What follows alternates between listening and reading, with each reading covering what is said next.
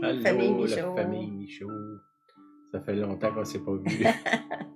Denis, Allô, Denis, Nathalie. Nathalie.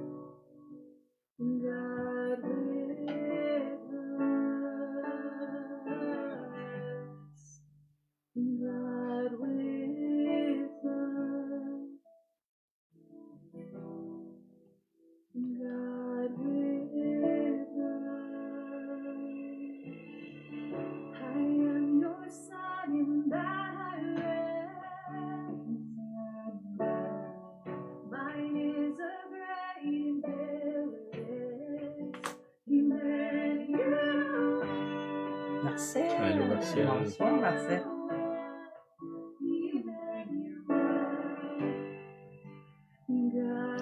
Allô, Françoise. Allô, Françoise. Patrick, Gaétane aussi. Nos amis de la France qui nous prennent les mardis, on les salue très chaleureusement là, ce soir.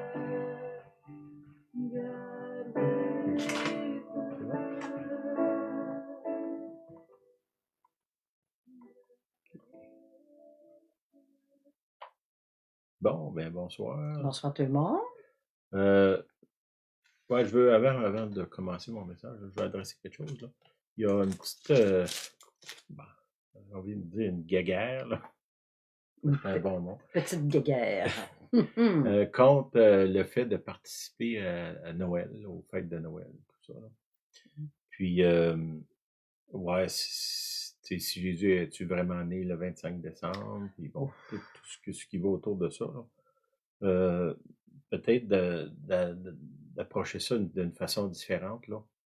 De dire, ben moi, je me mêle pas avec ce qui est pas de chrétien, là. Puis moi, j'ai décidé que Noël, c'est pas chrétien, là. Mm-hmm. Bon, traditionnellement, Noël, c'est chrétien. Bon. Est-ce que cette tradition-là est parfaitement 100% vraie, 100% correcte? La réponse est non, comme tout le reste qui est sur la planète actuellement, incluant nos vies personnelles. S'il y a juste ceux qui sont parfaits parmi nous qui pourraient approcher de Dieu, on aurait un sérieux problème. Pourquoi je dis ça? C'est que, dans le fond, c'est une occasion de voir du monde, de voir nos familles, des amis, d'être un témoin, de briller dans les ténèbres. Si on proclame qu'on est des gens de la lumière, on devrait être capable de briller dans les ténèbres. Là, j'avais un peu de... Bon, on a vécu ça avant, dans les années passées, là, même nous autres, on a embarqué dans ça à un moment donné, là, tu sais, d'être, on dirait, nous autres, Frileux à Noël. plus catholiques que le pape, là, mais je sais pas si on peut dire ça, mais je l'ai dit pareil. De l'idée de s'éloigner, parce que nous, on est tellement pur qu'on veut pas se mêler avec ce qui est impur. Tu sais, Jésus, il a dit, je vous ai envoyé dans le monde, là. Puis on regarde les disciples, où est-ce qu'ils sont allés partout, dans les places de ténèbres. Il y a tout un historique en arrière de ça. Ce que, oui, on est appelé à briller dans les ténèbres. Bonjour, Kaira. Bonsoir, plutôt, là. Ça fait que c'est ça, je vous encourage à y aller, à participer, à briller. Pas nécessairement à imposer votre point de vue, là. Ça aussi, on l'a essayé, c'est pas bon. Simplement à briller. Une lumière n'a pas besoin de crier qu'elle éclaire. C'est clair qu'elle éclaire.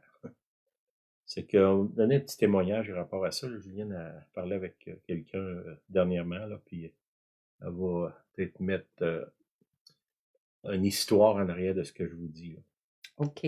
On a eu un appel d'un très beau témoignage que je viens vous partager ce soir. Ça concerne évidemment la fête de Noël. Bon, c'est une amie qui est invitée à un souper entre amis, des amis de filles, dont 2 sont pas chrétiennes, on va dire. Puis, évidemment, on est au bord, elle décide d'aller, Donc, elle est chrétienne, puis elle décide d'aller dans des soupers de filles qui sont pas nécessairement toutes chrétiennes. Puis, évidemment, elle prend un verre de vin parce qu'on veut accompagner, très modérée dans ses propos, elle écoute beaucoup. Puis, évidemment, on lui pose des questions sur son couple, son mari, bon, des rencontres fortuites qu'elle a eues dans la dernière année. Ça lui permet de témoigner, pas le nom de Jésus, mais sur la bonté de la vie pour elle. Elle a une des bénédictions dans l'année et elle témoigne ça de façon tout de bonheur, de façon débonnaire. Puis la personne qui est, bon, plus en boisson, on va dire, qui est pas chrétienne, le commentaire à la fin de la soirée parle beaucoup. Le commentaire, c'est que elle était tellement contente de connaître cette personne sans savoir qu'elle est chrétienne, qu'elle a dit de ses mots, j'ai beaucoup à gagner de t'avoir rencontré ce soir. Voyez-vous le témoignage? Puis moi, j'ai ajouté à ce témoignage que la lumière brille dans les ténèbres. Puis est-ce qu'on aurait une question que la lumière a peur des ténèbres? En aucun temps, la lumière doit craindre les ténèbres. Donc, il s'agit de briller, comme dit Sylvain. Souvent, c'est juste se taire, écouter, prendre part. Discussion vaine, on peut s'abstraindre, s'abstenir, mais on peut être à l'écoute et au moment opportun, une parole dite avec bonté, douceur, a toujours un effet qui est multiplicateur, je dirais. Donc, merci pour ce beau témoignage qui est évidemment pour Noël. Puis après ça, ben, si vous dites Noël, c'est la naissance de Jésus, la Bible est très claire qu'un sauveur était annoncé et un enfant est né. On sait que c'est Bethléem. Que ce soit le 25 décembre ou le 26 ou le 30 décembre, ça importe peu. On célèbre la naissance d'un sauveur. Il était annoncé. Il est venu. On le célèbre. Point. Amen. Amen.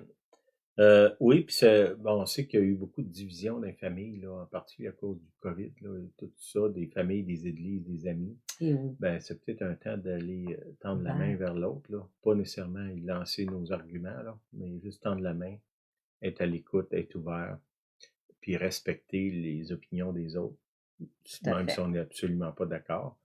Puis, comme je viens de dire, c'est simplement d'être la personne avec qui les autres ont envie d'être autour. Cette personne-là qui dit, ben, j'aime ça être autour de toi, j'aime ça quand tu es là, j'aime ça, j'aime ta présence. Pas nécessairement j'aime tes idées, j'aime ton discours, j'aime ce que tu... Non, j'aime ta présence. Amen. Amen. Okay. On dit bonsoir à Marc Moret. Salut Marc. Marc, Hugo, du Salvador. Du Mexique, je m'excuse. Oui, c'est les gens qui s'occupent de la mission qu'on a au Mexique. Peut-être en passant, là, on supporte une mission financièrement au Mexique. Depuis 10 ans maintenant. Oui, ça fait 10 ans. C'est une mission qui nourrit les gens, les pauvres, les gens de la rue.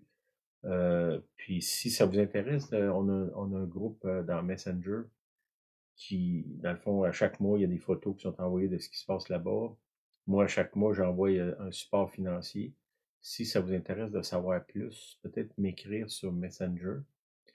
Puis, si vous voulez vous connecter, si vous voulez aussi nous aider à supporter ce groupe-là, personne, en particulier Vicky, Hugo, et son épouse s'appelle Angeles, qui sont là à tous les jours de la semaine, qui nourrissent des gens. C'est des milliers de repas par année qu'ils servent. Sont vraiment sur la ligne de front, là, on pourrait dire, parce que là-bas, il n'y a pas beaucoup de services sociaux, là. Il y a des petites familles, des gens, des enfants. Il y a comme je vous dis, des photos, des vidéos de ce qui se passe là. C'est intéressant, puis c'est une belle place à fournir.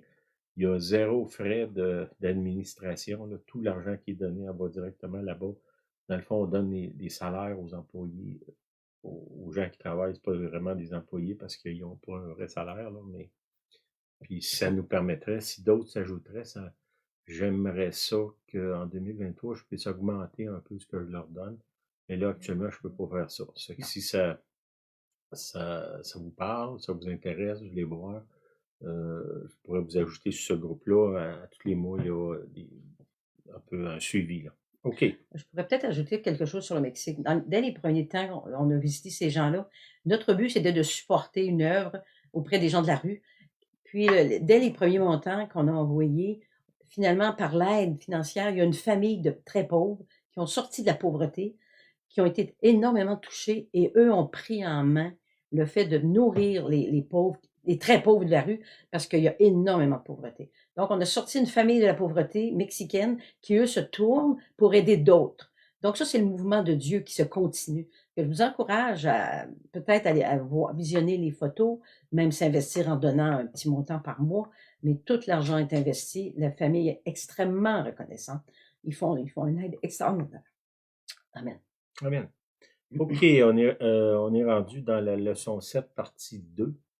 Dans le fond, la semaine dernière, j'ai parlé beaucoup sur la grandeur de Dieu. Puis comment trop souvent on le limite comme si Dieu était comme nous. Dieu, on peut même pas imaginer sa grandeur. Tout ce qu'il peut faire, on peut pas comprendre ça non plus. Autant dans ce côté de sa compassion que de ses capacités, de sa colère aussi, de ce qu'il aime, de ce qu'il n'aime pas. C'est au-delà de nos forces. Le fait que je comprends pas Dieu, ça m'empêche pas de l'aimer. Ça, c'est important qu'on comprenne ça. Puis le fait que je saisisse pas tout ce qu'il fait dans ma vie, ça m'empêche pas d'être aimé de lui. Amen. C'est que ce que Dieu veut, c'est que je reçoive son amour, puis ce qu'il aime, c'est pas ce qu'il veut nécessairement parce qu'il connaît nos limites. Ce qu'il aime, c'est que moi, je retourne l'amour. OK? Là, vous vous demandez pourquoi j'ai mis ce bonhomme-là en arrière de moi. Là. Regardez, il y a une carte dans les mains. Là. Puis il cherche quelque chose. Puis étrangement, il est assis dessus. Là, il cherche une source d'eau. Puis la source est droite là en arrière de lui. Là. C'est un puits. Puis ça me parlait. Là, pourquoi je parle de ça? C'est la relation qu'on a avec Dieu, c'est comme creuser un puits. Tu creuses un puits. Puis là, regardez, le puits qui est là, derrière lui, il est comme scellé par une grille, en plus, plus un couvert. C'est que peut-être que vous êtes dans une place dans votre vie où il y a une grille et un couvert sur le puits, peut-être le vôtre, ou le puits des gens qui vous entourent, parce que, tu sais, ce que je viens de dire de Vicky, qui est au Mexique, elle est allée puiser dans le puits d'un autre. Quelqu'un qui était là pour aider, il avait creusé un puits, puis il donnait accès à l'eau. L'eau, ça représente l'amour, la grâce, la puissance de Dieu, tout ce que Dieu fait. Il donnait accès aux autres. Ça veut dire, moi, je creuse un puits. C'est pas pour le sceller comme ce que je vois en arrière de moi, là. C'est pour qu'il soit ouvert, pour que tout le monde puisse venir puiser dans ce puits-là. Puis, que la personne qui vient puiser soit assez touchée qu'elle-même, elle commence à creuser un puits. Tu sais, une des choses que Dieu veut, puis que nous, on veut, c'est que les gens ne dépendent pas de nous. Qu'ils dépendent de Dieu. Puis que chacun développe une relation avec Dieu, puis c'est symboliquement un puits, là, que chacun creuse un puits pour avoir de l'eau pour lui-même, mais aussi pour les autres. Soyons pas égoïstes, mettons pas un couvert sur le puits que Dieu nous a donné, qui soit ouvert à tous. Puis je le vois avec une carte dans les mains, là, puis ça me parlait dans le fond, on cherche, mais tu sais, on cherche Dieu, mais Dieu est bien plus proche qu'on pense. Là. Puis laissons-le approcher, laissons-le nous aimer. En retour, aimons-le pour ce qu'il fait. Puis je veux amener une petite anecdote là, par rapport à la semaine passée, ça m'est venu après la réunion. Là. Dieu, on parle de communication, Dieu veut communiquer, Dieu veut pourvoir nos besoins. Dans Matthieu 17, 24, c'est Jésus qui se promène avec les disciples. Puis, il arrive dans la ville de Capernaum. C'est une ville qui est pas loin du lac de Galilée, là, en fait, sur le bord de l'eau. Là, il y a une synagogue. Synagogue, c'est comme une église, on pourrait dire, là, mais pour les Juifs. C'est symboliquement la maison de Dieu. L'église, c'est la maison de Dieu. C'est que là, Jésus arrive là, puis il va vous le lire, là. Lorsqu'ils arrivèrent, les disciples avec Jésus, arrivèrent à Capernaum, ceux qui percevaient les 2 drachmes s'adressèrent à Pierre. Okay, les drachmes, c'est de la monnaie, là, finalement. Il y a des gens qui perçoivent de l'argent pour avoir accès dans l'Église. C'est peut-être probablement comme ça qu'ils se financent. C'est une genre de taxe. Là. Si tu veux rentrer, ça coûte tant. OK? Il s'adresse à Pierre et lui dit « Votre maître ne paie-t-il pas les 2 drachmes? » OK? Bon, c'est un peu ironique, cette phrase-là, parce que c'est la maison de Dieu, puis il lui demande à Dieu de payer pour rentrer.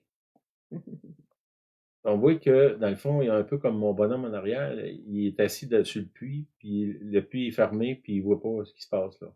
Parce que c'est en arrière de lui, puis il est pas, son regard est pas sur la bonne place, là.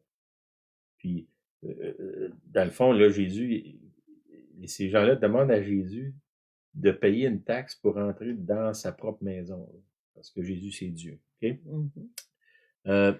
Oui, oui, dit-il. OK, ça, c'est Pierre qui répond, oui, il va payer. Quand il fut entré dans la maison, Jésus le prévint et dit, que t'en semble? Hein, ou qu'est-ce que t'en penses, Simon? Simon, c'est Pierre. Les rois de la terre, de qui perçoivent-ils des tributs ou des impôts? De leurs fils ou des étrangers?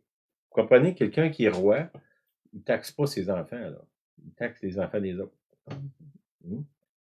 Puis on voit ça ici, dans le fond, Dieu, est-ce qu'il va faire payer son fils pour avoir accès à l'église ou à la synagogue dans ce cas-là? C'est un peu ironique, là. Puis il lui dit des étrangers, parce que pour Pierre, c'était clair que le roi, ses enfants ne payent pas de taxes, là. Ils sont exemptés de taxes. Jésus lui répondit, les fils en sont donc exempts. Les fils ne payent pas l'impôt, ne payent pas la taxe pour avoir droit d'accès au palais ou dans le cas ici, c'est l'Église. Mais pour ne pas les scandaliser. On voit que Jésus, même s'il est dans son plein droit de ne pas payer l'impôt, parce que c'est sa maison, la maison de Dieu, il dit, pour ne pas les scandaliser, va à la mer, jette l'hameçon et tire le premier poisson qui viendra. Ouvre la bouche, tu trouveras une statère, qui c'est une autre pièce d'argent, là. Prends-le et donne-le pour moi et pour toi. OK? Bon. Quand je vous parlais la semaine passée de la grandeur de Dieu, cette histoire-là m'est revenue. Je me disais, pensez à ça, là. Mettons, on marche avec Dieu, puis il dit, va à la pêche, là, puis tu vas poigner un poisson, il y a une pièce d'or dans la bouche, puis avec ça, tu vas payer pour moi et toi, là. C'est absolument absurde comme situation. Déjà que Jésus ne devrait pas payer, là, parce qu'il est chez eux, là, finalement. Mais il dit, à cause, je ne veux pas les scandaliser, là, eux autres, ils ne comprennent pas ce qui se passe. Un peu comme mon monsieur en arrière de moi, là, qui cherche où ce qui est rendu, là, sur sa carte. Il dit, ben, je vais payer quand même. Puis, au lieu de faire apparaître de l'argent ou fouiller dans ses poches ou dire à Judas qui était l'argentier du groupe, il crée un miracle complètement inutile, mais simplement pour le plaisir de faire un miracle. Puis ça, c'est quelque chose que j'aimerais que vous ajoutiez à votre émerveillement de la grandeur de Dieu. Dieu, il fait des choses, des fois, qui, comment je dirais, qui sont complètement inutiles, juste pour le plaisir. Puis c'est une affaire qu'on a vu souvent. Il y a des fois, on a vu, bon, à un moment donné, j'ai prié pour des gens, j'ai vu et j'ai été témoin aussi de ça, des gens qui ont de la poussière d'or qui apparaît dans leurs mains. Puis là, il y a la question qui sort souvent, mais moi, à quoi ça sert, ça? Ben, c'est peut-être juste Dieu qui a envie de s'amuser, puis de nous surprendre. Puis il y a zéro explication pourquoi que je suis obligé d'aller attraper un poisson avec une pièce d'argent dans la bouche pour payer mes impôts. Essayez pas d'expliquer ça, là, il n'y a rien de logique dans ça. Il faut simplement l'accepter. Puis ça, c'est quelque chose, fermez pas votre cœur à quelque chose d'extraordinaire que Dieu fait qu'on pourrait qualifier d'inutile. Parce que Dieu, il aime faire des choses comme ça. Si vous pensez à cette histoire-là, qui est un peu étrange, là, on pourrait dire, pourquoi Jésus a fait ça? Peut-être juste pour étonner Pierre. Pour le plaisir de voir son visage, être étonné de dire wow. Puis aussi, pour tester peut-être la foi de Pierre. Pierre, c'est un pêcheur professionnel, là. Il sait que tu n'attrapes pas des poissons avec des pièces d'argent dans la bouche, là. Ça, il est parfaitement conscient de ça. Là aussi, Jésus le sait que Pierre, c'est un pêcheur professionnel, puis il sait ce qu'il est en train de lui demander. Pierre est parfaitement, absolument conscient que ça ne tient pas debout. Mais Pierre, parce qu'il a confiance, puis il croit en Dieu, il va poser un geste qui n'a pas de sens. Puis à cause de ça, dans le fond, cette histoire-là est écrite dans la Bible, puis elle nous parvient jusqu'à nous aujourd'hui, là. Puis peut-être quand on va être au ciel, on va aller voir Pierre et dire hey, raconte-moi donc cette histoire-là. J'aimerais savoir les détails. Bon, c'est que fermez-vous pas à la grandeur de Dieu. Dieu peut faire des petites choses comme ça qui finalement sont extraordinaires. Là. C'est un miracle. C'est que, juste pour peut-être rajouter ce que j'avais parlé la semaine passée. Cette semaine, on va parler des différentes façons que Dieu communique, de certaines différentes façons, parce que je pense qu'aussitôt qu'on essaye d'établir ce que Dieu peut faire, il va faire exprès pour faire d'autres choses qu'on n'avait pas vues. C'est que, mettons, je dirais des grandes lignes de certaines façons que Dieu parle, mais définitivement, Dieu peut vous parler d'une façon autre complètement parce qu'il aime vous surprendre, puis il aime ça étonner ses enfants. OK? Le Seigneur est beaucoup moins sérieux puis austère qu'on pense. Il aime s'amuser. Il est amour, définitivement. OK. Dieu, première façon, Dieu parle par ses prophètes. On voit ça dans l'Ancien Testament. On voit ça aujourd'hui. À maintes reprises, j'ai côtoyé des gens, des prophètes, des gens qui sont capables d'annoncer des choses, sont capables d'éclairer des choses, sont capables de lire ce qu'il y a dans le cœur des gens. On l'a vu, on l'a même fait nous-mêmes là, depuis des années, depuis presque 30 ans. Là. On était témoins de choses extraordinaires qui ont été annoncées par des prophètes. Des événements autant dans la vie des gens qu'au niveau des gouvernements, qui va être élu, comment ça va fonctionner, des compagnies qui vont s'ouvrir à tel endroit, de telle façon.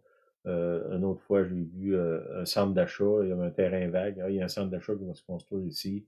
Une autre place, il y a un port sur le bord de l'océan qui va s'agrandir ici. Ces choses-là, c'est arrivé. Ça, c'est des choses que moi, j'ai été directement témoin. Là. C'est pas une histoire que j'ai lue, mais j'ai été témoin d'assez de choses que je suis capable de lire une histoire qui a l'air tellement invraisemblable, puis de croire. Parce que j'ai vu. C'est que mon cœur s'est élargi, puis je suis capable de croire des choses, comme vous dites, qui sont difficiles à croire, peut-être. Dans la Bible, ça dit, hein, je vais faire une œuvre en votre temps que si on vous la racontait, vous ne la croiriez pas. Ça, c'est Dieu qui dit ça. Fait que, attendez-vous à être amené dans une place où ce que Dieu va faire des choses que naturellement vous ne voudrez pas croire. Mais ne vous limitez pas à toucher, à goûter à la grandeur de Dieu parce que ce qu'il fait, c'est, on va dire, incroyable. Mais c'est dans sa nature. Puis c'est dans notre nature de douter. C'est comme deux royaumes qui clashent. Comment tu dirais ça en français? Qui se rencontrent. Oui, qui se rencontrent, qui s'affrontent. Qui s'affrontent. Moi, rempli de doutes, puis Dieu qui prend presque plaisir à étirer mes doutes à l'excès. Ça, c'est que Dieu parle par les prophètes, par aussi les frères et les sœurs qui sont croyants. Ça n'a pas besoin d'être prophète pour parler de la part de Dieu. Ça peut être un enfant, ça dit dans la parole, un enfant les conduira. Là. On a vu ça à plusieurs reprises, des jeunes enfants qui donnent des révélations extrêmement claires.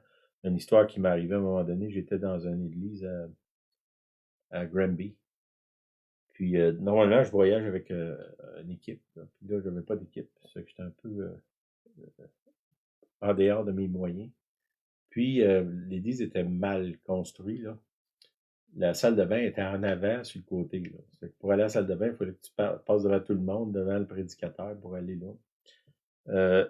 Puis, pendant que, au début de la réunion, c'est moi qui étais en avant, il y a une jeune fille qui est passée, peut-être 9 ans, 8 ans, je me souviens pas exactement. Là.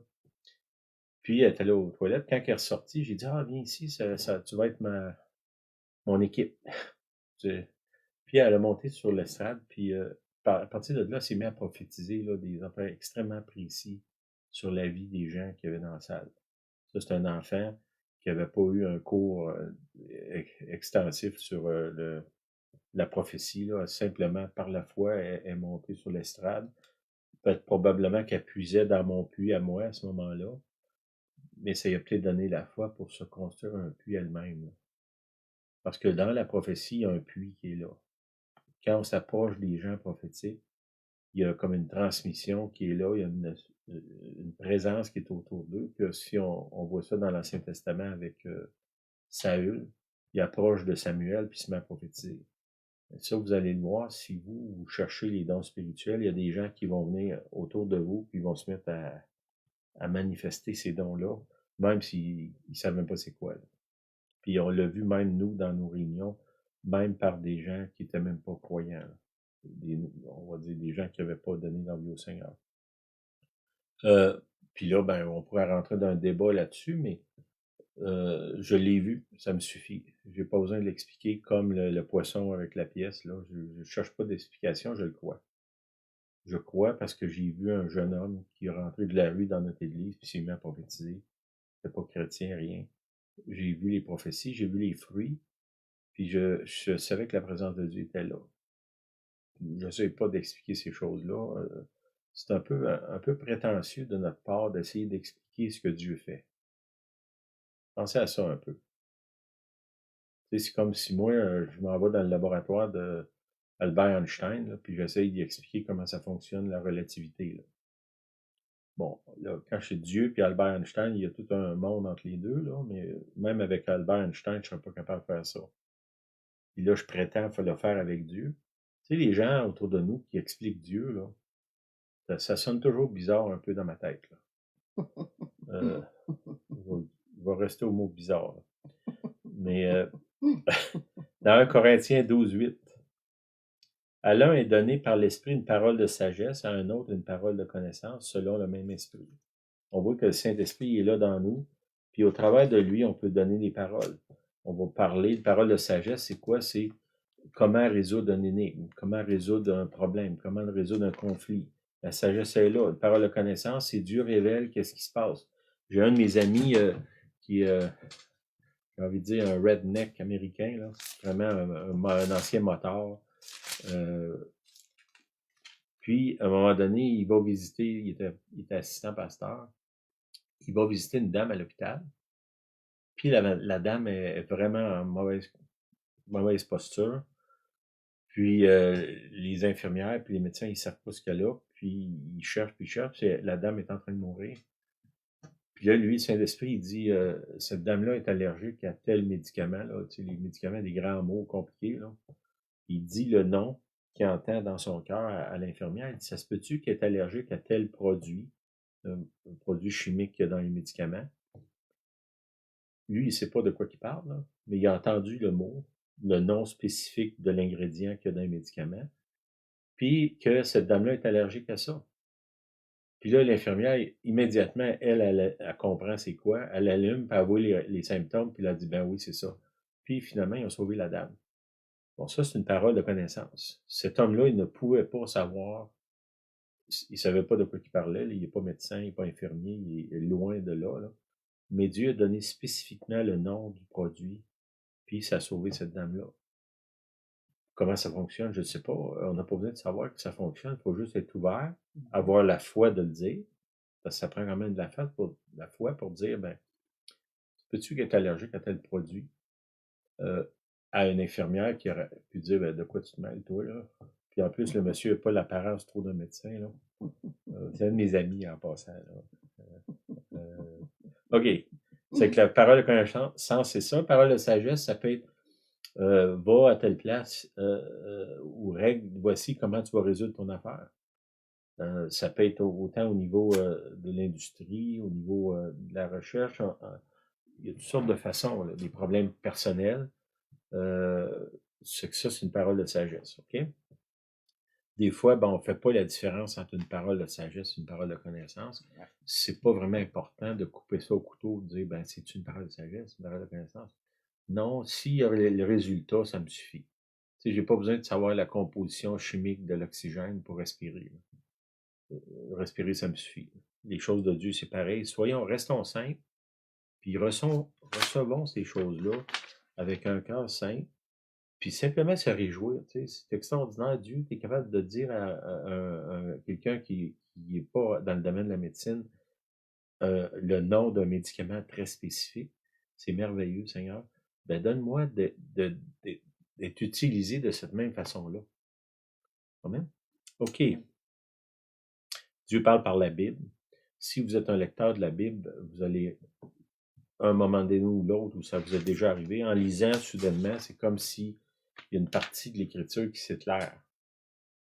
Dans les mots évangéliques, on dit une parole qui est réma. Hein. Réma, ça veut dire qui est révélée. En lisant, c'est un texte, tu lis, puis tout d'un coup, oups, c'est comme si Dieu me parle directement au travers de la Bible. Bon, vous voulez que Dieu vous parle, une des façons que Dieu parle, c'est la Bible. C'est important d'avoir une Bible, puis de la lire. Parce que dans ça, Dieu va vous parler. Des fois, comment je vous ai dit, la Bible, pour moi, presque au complet, la Bible, c'est comment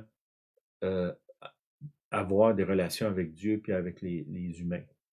Comment la méthode de comment arriver à avoir des relations saines avec les autres. Comment pardonner, comment aller vers l'autre. Si tu vas en quelque part, assis-toi en arrière, ne va pas tasser en avant. Bon, c'est toutes ces choses-là là, qui sont importantes. C'est que si vous lisez, Dieu va vous parler. Ça, c'est une autre façon que Dieu parle. Dieu parle par des signes, des prodiges, des guérisons, des choses qui apparaissent. Mettons, quelque chose a disparu, puis tu as déjà cherché une place, puis d'un coup, la chose est là. Comment ça qu'elle est là? Ben, c'est un miracle. Dieu a fait ça. Okay? L'histoire du poisson avec la pièce, ça n'est un miracle. Les signes, des prodiges. Comme je vous dis, les signes, des prodiges, ils n'ont pas tout le temps une explication cohérente. C'est simplement un signe. Tu sais pourquoi, si je peux que quelqu'un, il y a de la poussière d'or qui apparaît dans les mains? Aucune idée.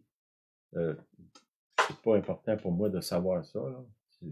Ce que j'aime, c'est voir la réaction des gens qui sont témoins de ces choses-là. D'autres fois, c'est arrivé, j'ai prié pour des gens, puis il y a de l'huile qui est venue dans leurs mains. Là, à un moment donné, j'étais à Toronto, puis c'était une jeune femme, elle mettait sa main comme ça, puis l'huile coulait du bout des doigts, là, tellement qu'il y avait de l'huile dans ses mains. Pourquoi? Je ne sais pas. Là. J'ai aucune idée pourquoi. Mais je peux vous dire que moi, la jeune fille, puis les gens qui étaient là, ils étaient extraordinairement bénis de voir ce phénomène-là. Pourquoi Dieu a fait ça? Aucune idée. Peut-être juste pour montrer à cette jeune fille-là qu'il l'aimait. Peut-être, je ne sais pas, elle se sentait rejetée, je ne sais pas pourquoi. OK.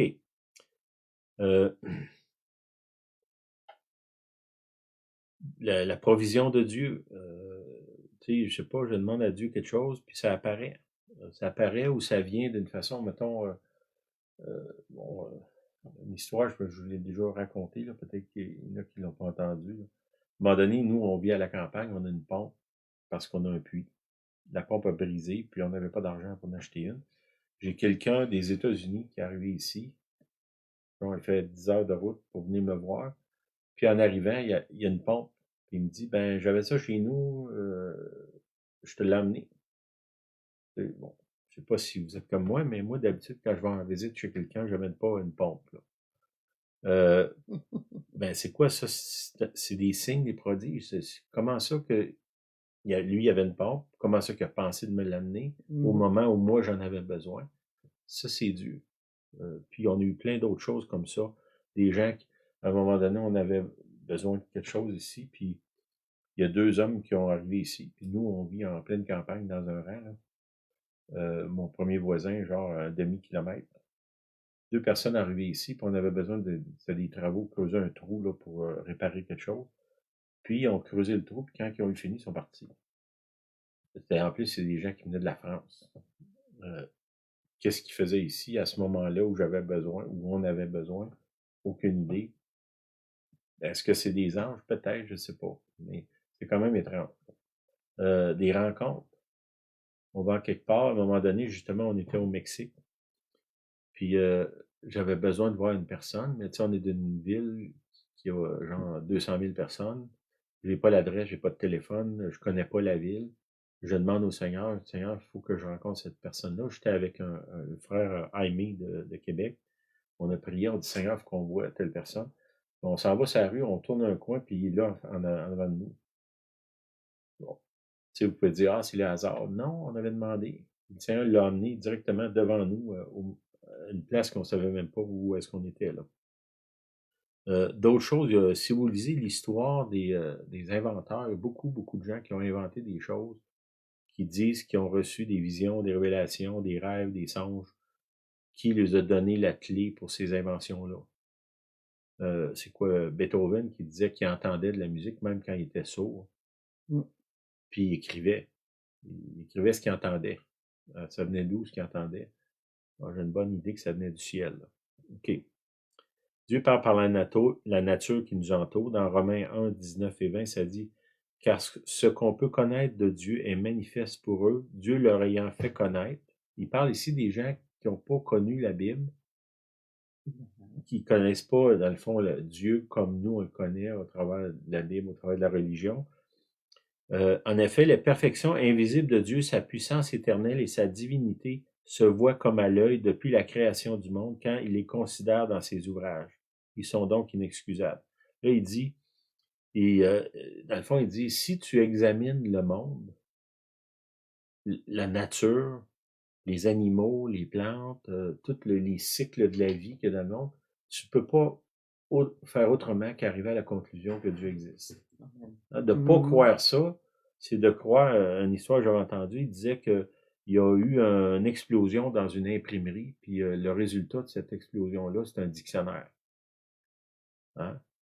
Personne, ça n'a pas de sens de dire ça.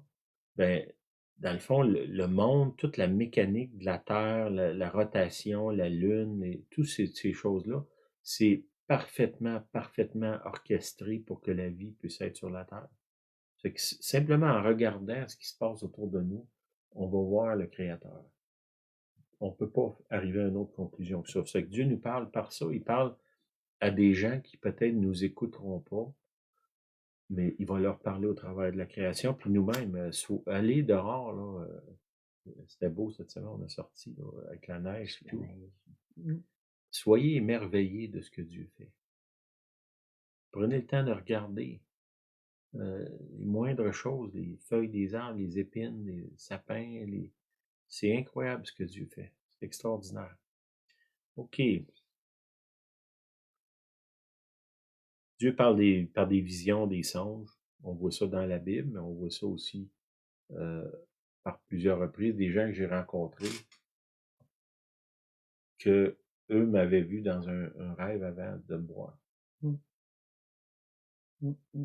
Puis c'est comme ça qu'on a développé une amitié. Ils ont eu un rêve, ils me voyaient. Puis là, quand ils m'ont vu en vrai, ben ils savaient qu'il y avait un lien.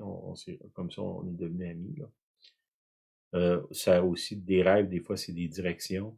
Va à tel endroit, va pas à tel endroit. Dis telle chose, dis pas telle chose. Achète telle chose, achète pas telle chose. Ça, c'est des choses que Dieu va parler en vision ou en rêve. Là. Quand on prie pour les gens aussi, souvent Dieu va nous donner une vision qui va souvent, la vision, elle sert comme une clé pour ouvrir le cœur de la personne.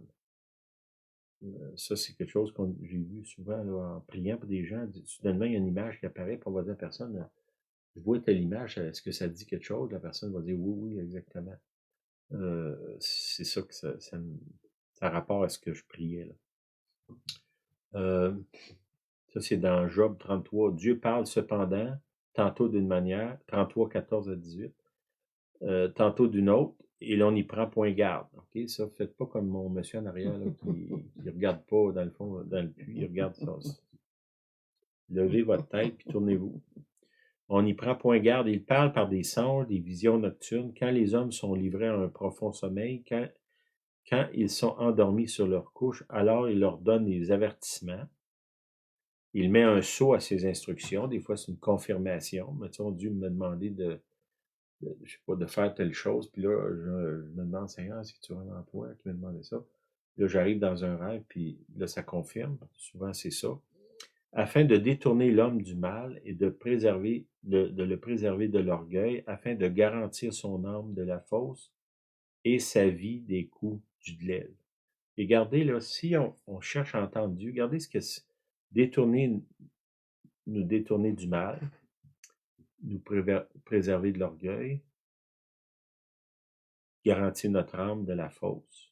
Hein? Je ne sais pas si vous êtes comme moi, là, des fois on vient tanner de tomber d'une fausse. Là. Puis sa vie des coups du glaive. Combien de coups? Le glaive, c'est une épée. Là.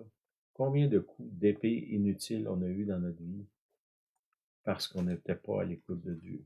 On a pris des mauvaises décisions, on s'est associé avec des mauvaises personnes, on a dépensé notre argent de la mauvaise façon. On a dit des choses, on a fait des choses, on a pas fait des choses, on n'a pas dit des choses. Ben ça, si on est à l'écoute de Dieu, puis on perçoit des rêves, des visions, des songes, que Dieu nous parle par les autres aussi, j'ai envie de dire que une des choses terribles qu'on vit comme dirigeant d'église, c'est de voir qu'on avertit des gens, puis ils font à leur tête quand même, puis dans tous les troubles dans lesquels ils se mettent. On les avertit, fais pas ça, là, tu vas avoir plein de problèmes. Ah, moi, c'est pas pareil. Okay. Puis là, on les retrouve, leur vie en morceaux, les coups du lèvre, ils retombent dans une fosse. Ouais. Puis ça, ben, je vous cache pas, des fois, ça fait que on a envie de plus dire rien, là. Parce qu'on se dit, ça sert à rien, le monde n'écoute pas de toute façon. Bon, c'est pas une bonne idée de faire ça, mais souvent, c'est comme facile d'arriver à cette conclusion-là. Je dis ça de moi-même, mais aussi de discussions que j'ai parlé avec d'autres. Autant des prophètes que des ouvriers, là.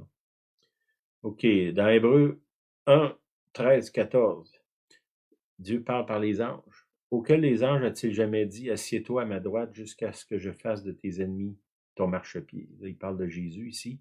Ne sont-ils pas, par les anges, tous des esprits au service de Dieu, envoyés pour exercer un ministère en faveur de ceux qui doivent hériter du salut? Okay? La deuxième phrase est importante. Les anges, ils servent Dieu. Ils ne me servent pas moi. Ça, c'est important, là, parce que des fois, on a un dérapage, on pense que les anges sont à notre service. Non. Ils servent Dieu, puis ils exercent un ministère envers nous, un service envers nous, qui vient de Dieu. Si Dieu envoie un ange vers moi, c'est parce que l'ange a eu une directive de la part de Dieu pour soit me dire quelque chose ou faire quelque chose pour moi. Et Dieu n'envoie pas un ange pour me dire, ben, va là, puis dit, fais tout ce que lui va te dire de faire. Là. Selon ce passage-là, l'ange, il sert Dieu, puis il exerce un ministère envers moi, puis en faveur de ceux qui doivent hériter du salut. Et cet ange-là peut exercer son ministère avant que j'hérite du salut. Puis si, pour beaucoup de gens, si vous retracez votre enfance, les années où vous serviez pas Dieu, vous pouvez voir à certains moments, est-ce qu'il y a eu des événements, où tu te dis, mais je me demande comment ça, je suis encore en vie. Là. Ou comment ça, j'ai pas perdu la tête. Ou comment ça, je me suis pas retrouvé dans une affaire où ce que ça aurait handicapé ma vie de façon monumentale. Mais souvent, il y a un ange qui est intervenu sans nécessairement que je le voie, ou je l'ai vu, puis je sais pas, je savais pas que c'était un ange, mais qui a changé le cours de ma destinée parce que j'avais un appel sur ma vie, puis cet ange-là a exercé un ministère envers moi. Puis ça, c'est une des façons que Dieu parle par les anges. Soyez attentifs. Les anges, des fois, ils viennent à nous, puis ils ont une forme humaine, on ne peut pas les reconnaître. Hein? Ça dit dans le Nouveau Testament, soyez accueillants, pas accueillants. Exercez l'hospitalité, parce qu'il y en a qui ont reçu des anges sans le savoir. Une des façons d'être en contact avec les anges, c'est d'exercer l'hospitalité. Une histoire que j'ai entendue, c'est un frère des États-Unis qui est déjà venu ici. Il disait qu'à un moment donné, il est allé dans un dépanneur aux États-Unis. Puis il y avait une femme là qui est genre mendiant, là, pas trop propre. Puis tu sais, son premier regard, c'était un peu de mépris, de dédain. Il est rentré dans le dépanneur, il est sorti, il est rentré dans son auto, puis là, il y a eu comme un petit gêne, là. Il est ressorti de l'auto, puis il est allé donner, je ne sais pas c'était quoi, là, de l'argent ou des biens, de la nourriture. Puis l'ange, la personne qui était là s'est levée, puis elle s'est approchée de l'auto, puis elle a mis la vitre de l'auto était ouverte, elle a mis ses deux mains sur le bas de la vitre, puis elle a rentré sa tête presque dans l'auto. Puis à ce moment-là, son visage s'est transformé, c'était le Seigneur. puis il a dit au frère, il a dit, je voulais voir ce que tu avais dans le cœur. C'est pas... Puis je le crois. C'est lui-même qui l'a raconté. Oui, c'est lui-même qui nous a Oui, raconté c'est ça. Il était lui-même. ici, là, Chez nous. il y a plusieurs années, mais Mm. pensez à ça, là. L'exercer l'hospitalité, poser un geste de bonté, là, donner 5 $, 10 $, 20 $ à quelqu'un qui est sur la rue ou n'importe quoi, payer son épicerie, quoi, là, quel que soit le geste. C'est peut-être au Seigneur. Puis le Seigneur nous dit, si tu donnes un verre d'eau, c'est à moi que tu le donnes. Mhm. Dans ce cas-là, c'était littéralement le Seigneur qui s'était déguisé dans une femme comme l'apparence de mendiant. Mhm. Là aussi, commencez pas à me dire, ah, mais Dieu, c'est un homme. Dieu, c'est pas un homme. Pas me mentir, ça dit dans la Bible. Dans Dieu, Dieu fait ce qu'il veut. Là. Il veut apparaître sous la forme de... Parce que quand Dieu crée l'homme à son image, c'est l'humain à son image. Fait que les femmes, es-tu un humain? Je fais partie de la nature humaine. Je suis content d'entendre ça. C'est que Dieu peut se présenter à nous de la forme qu'il veut. OK?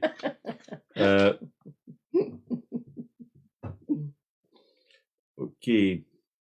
Dieu parle par des impressions, des images qui s'impriment dans le cœur et l'esprit de ceux qui les reçoivent. Des fois, c'est dans notre cœur, c'est comme si Dieu nous parle, on ressent.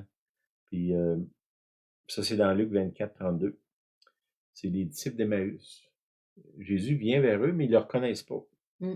Un peu comme la femme là, qui a été voir mon ami. Là. Jésus apparaît à eux sous une forme, soit qu'ils sont aveuglés ou Jésus n'a pas sa forme qu'eux autres connaissent. On ne sait pas. Autant il peut aveugler la personne que de lui apparaître d'une façon différente. Ça, c'est son pouvoir. Ils se dirent l'un à l'autre, notre cœur ne brûlait-il pas au-dedans de nous lorsqu'il nous parlait en chemin et nous expliquait les Écritures? Quand ils ont approché de Jésus, ils l'ont pas reconnu, mais ils ont ressenti quelque chose. Notre cœur ne brûlait-il pas au-dedans de nous quand il parlait? Puis ça, c'est quelque chose que si vous témoignez, vous priez pour des gens, vous êtes attentif, des fois vous êtes simplement à l'écoute, le témoignage qu'on vous a donné au début, la personne qui va dans un party que normalement peut-être ne serait pas allée, soudainement, les autres ressentent qu'il y a quelque chose sur elle.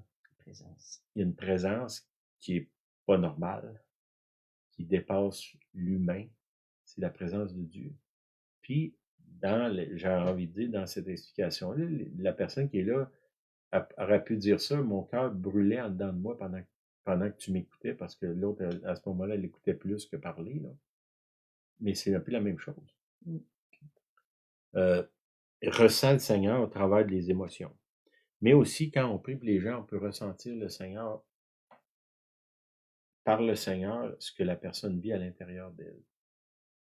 Si j'approche de quelqu'un, souvent, Dieu va me faire ressentir en dedans de moi ce que cette personne-là vit. Si elle a des malaises, des maladies, je vais les ressentir dans mon corps. C'est une des façons que Dieu parle. OK. Bon, il y a sûrement plein d'autres façons que je n'ai pas énumérées, puis que Dieu va créer de nouveau pour nous parler. Là. Comme je vous dis, il était limité, puis nous, ben, ne le limitons pas. Okay. Beaucoup de croyants sont enseignés que depuis le temps des apôtres, Dieu parle seulement par la Bible. Bon, ça, il y a plusieurs groupes, c'est ça qu'ils disent, Dieu ne parle pas directement aux humains. On a la Bible, ça suffit. L'exemple que je vous donnais tantôt, le frère qui a eu le nom du médicament, ce nom-là n'est pas dans la Bible. S'il y aurait eu juste sa Bible, il n'aurait pas sauvé la dame. Oui, la Bible, c'est important, super important. Mais dans certains cas, là, d'entendre Dieu directement, c'est question de vie ou de mort. Puis ça dit, Jésus il dit dans Jean 16, 13, quand le Consolateur sera venu, l'Esprit de vérité, il vous conduira dans toute la vérité, car il ne parlera pas de lui-même, mais il dira tout ce qu'il aura entendu, il vous annoncera les choses à venir. C'est une promesse de Jésus. Pourquoi que il promet ça, puis nous, on dit qu'il l'a pas promis. Si, là, il parle ici que le Saint-Esprit conduit, parle, annonce l'avenir. Comment est-ce qu'il peut faire ça s'il ne communique pas avec nous? Mhm. Possible. Puis notre vie, ma vie, la vie à Julienne, nous démontre sans aucun doute, zéro, absolument aucun doute que Dieu parle aujourd'hui. Il s'est révélé à nous. Il nous a parlé, puis il a parlé au travers de nous depuis des années, là. Oui, ouvrez vos cœurs, soyez attentifs parce que Dieu parle tantôt d'une façon, tantôt d'une autre. Soyez pas comme mon monsieur en arrière de moi, là, qui, il est juste au côté du puits, puis il cherche, là. Mhm. Levez votre tête, regardez, creusez-vous un puits, peut-être aller vers quelqu'un qui a déjà un puits creusé, pour un temps boire dans le puits de l'autre, là. Mais ça devrait définitivement vous amener à creuser un puits vous-même, puis de ne pas fermer le couvert comme on voit là, sur l'image en arrière de moi, là, mais que les gens ont accès. Que ce puits-là, qui est la relation que j'ai développée avec Dieu, que les gens qui approchent de moi puissent avoir accès, puis que ça les motive à eux-mêmes développer une relation avec Dieu. OK, je vais finir par la prière. Seigneur, je te remercie parce que tu nous aimes, Seigneur, puis Seigneur, on veut t'aimer en retour. Tu sais, Seigneur, qu'on est limité dans l'amour, mais de tout notre cœur, notre désir, c'est de t'aimer, de recevoir ton amour. Seigneur, je sais que tu veux nous parler, à chacun de nous. Seigneur, ouvre nos cœurs, ouvre notre esprit. Apprends-nous, Seigneur, à être attentif à ton esprit, à ta parole, à ce que tu dis. Donne-nous aussi l'audace d'obéir quand tu nous demandes des choses qui semblent un peu, qui nous sortent de notre zone de confort définitivement. Mais Seigneur, aide-nous, Seigneur. Au nom de Jésus, je prie. Amen. T'avais dit quelque chose? Dans la prière, tout à l'heure, là, j'ai eu un petit quelque chose. On termine l'année, vous le savez, 2022 se termine. Bientôt, ce sera 2023. Entre autres, on vous souhaite un beau Noël en famille, du beau temps et une nouvelle année avec des nouveautés, des aventures, des belles choses. Puis, je vous lancerai peut-être une petite question de réflexion à faire en début d'année. Ce que nous, on fait d'habitude personnellement ou en couple ou en groupe. On demande à Dieu de nous donner une parole pour l'année. Quelle sera la parole pour l'année? Que prenez du temps, cherchez la face de Dieu. Ce serait intéressant de pouvoir même la partager. Ce qu'on a fait là, en 2022, la parole qu'on a reçue pour 2022, c'était réconciliation. La, Paul nous dit, soyez réconciliés, il nous en supplie. Donc, c'est la parole de 2022, soyez réconciliés. Et au milieu de l'année, moi, j'ai reçu de la réconciliation, il y a la révélation, et ensuite, la révolution, on voit dans les pays, le système mondial maintenant, il y a une révolution spirituelle qui est en train de s'établir. Ça, c'est les paroles de 2022, mais quelles seront les paroles de 2023? Ce qui serait intéressant de partager. Alors, prenez un temps, c'est peut-être un devoir à faire, juste chercher quelle est la parole que Dieu a pour 2023 pour chacun de nous. Je fais ça pour chacun de vous. Soyez bénis. Amen. Amen. Bonne semaine. 2 Joyeux semaines. Noël. Ouais, 2 semaines, on va revenir le 9 9 janvier, de janvier. retour. Mhm. Puis, entre-temps, soyez bénis. Allez aimer quelqu'un. Serrez-le dans vos bras. Invitez des gens chez vous. Peut-être que vous allez avoir des anges qui vont venir, puis vous allez demander au Seigneur de les reconnaître, là. Amen. Puis, oui, soyez bénis. Bye bye. Amen.